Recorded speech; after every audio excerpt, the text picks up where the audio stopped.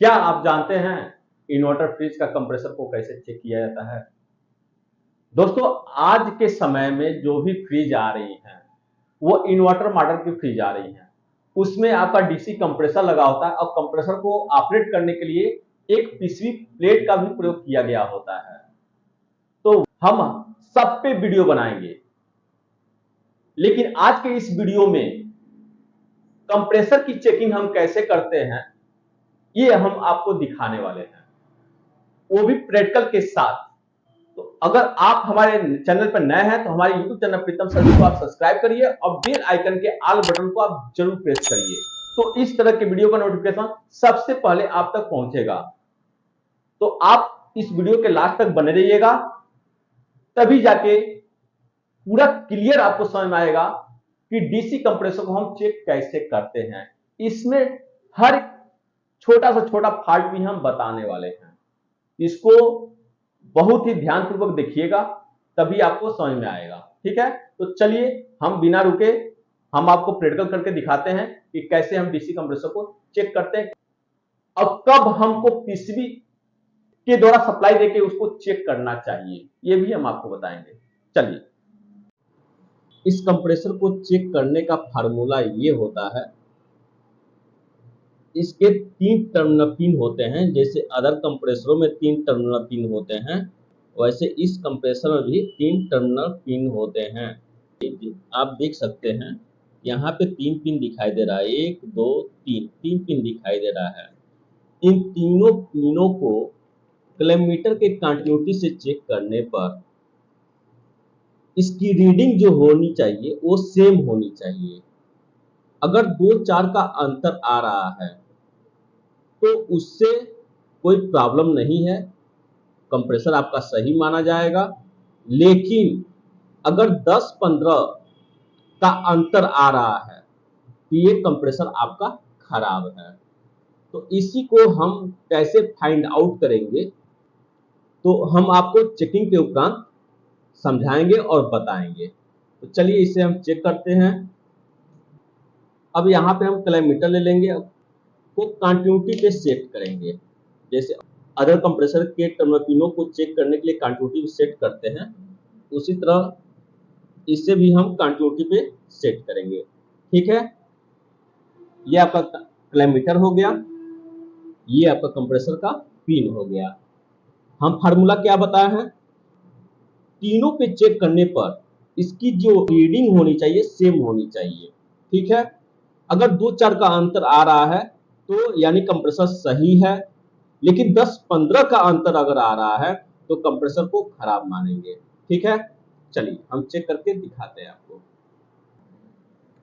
देखिए हम अब चेक करते हैं। पहले ऊपर के दोनों पिनों को हम चेक कर लेते हैं।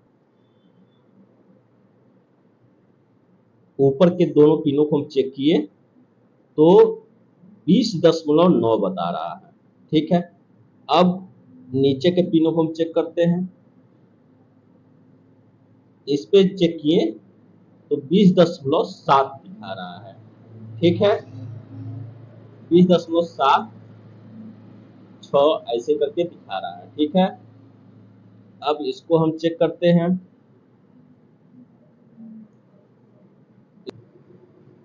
तो 20.9 दिखा रहा है। ठीक है, ऐसे ही चेक करते हैं।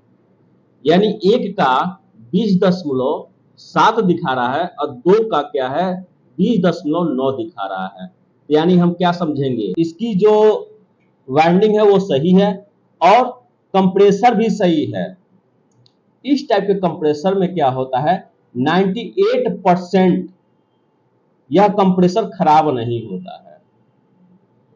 2% में क्या होता है, इसका केवल रोटर ही जाम होता है। ठीक है, बाकी ये खराब नहीं होता है। अब ये चेकिंग हो गई, इससे क्लियर हो गया कि कंप्रेसर मेरा सही है। अब दूसरी चेकिंग हम आपको बता रहे हैं। वो चेकिंग क्या होगी, इसकी अर्थिंग को चेक करना। अर्थिंग को चेक करने के लिए पिलास से पहले इस पाइप के ऊपर जो कार्बन लगी हुई है उसको हम हटा देंगे। ठीक है, अब तीनों पॉइंट पे 1 बाय 1 वायर को रखते हुए और इसके पाइप से हम अर्थिंग को चेक करेंगे। ठीक है, देखिए यहाँ पे अर्थिंग नहीं बताया किलोमीटर में, इस वाले पॉइंट पे भी लगा रहे हैं, इसमें भी अर्थिंग नहीं बताया किलोमीटर में, और इस पे भी अर्थिंग नहीं बताया किलोमीटर में। ठीक है, यानी कंप्रेसर को सही मानेंगे।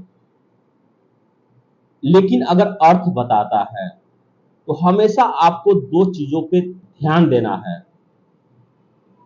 पहला कि डीसी कंप्रेसर को कभी फेस और न्यूट्रल सप्लाई देके डायरेक्ट चेकिंग नहीं करते हैं।